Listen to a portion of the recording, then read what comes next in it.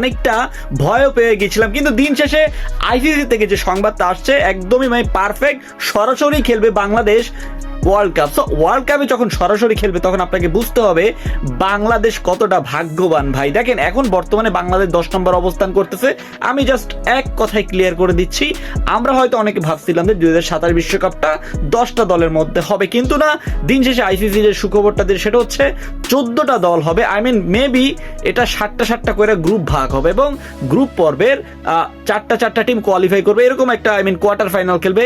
এমনটা যদি হয়, আপনি আপনার ইকুয়েশনটা পুরো স্ক্রিনে দেখতে পাচ্ছেন। সো বাংলাদেশ ক্রিকেট আমরা হয়তো ভাবছিলাম তাদের কোয়ালিফাই রাউন্ড খেলে একটা কাপ জিতবে, হয়তো আফগানিস্তান শ্রীলঙ্কা একটা সময় জিতছিল, কিন্তু দিন শেষে ভাই কথা আসে যে আমাদের বডি ল্যাঙ্গুয়েজ থেকে শুরু করে আমাদের মেন্টালি একটা ব্যাপার রয়েছে, কোন সিচুয়েশনে কোন শটটা খেলতে হবে, এখন পর্যন্ত আমরা সেটা নিশ্চিত করতে পারতেছি না। ইভেন টি-20 খেলে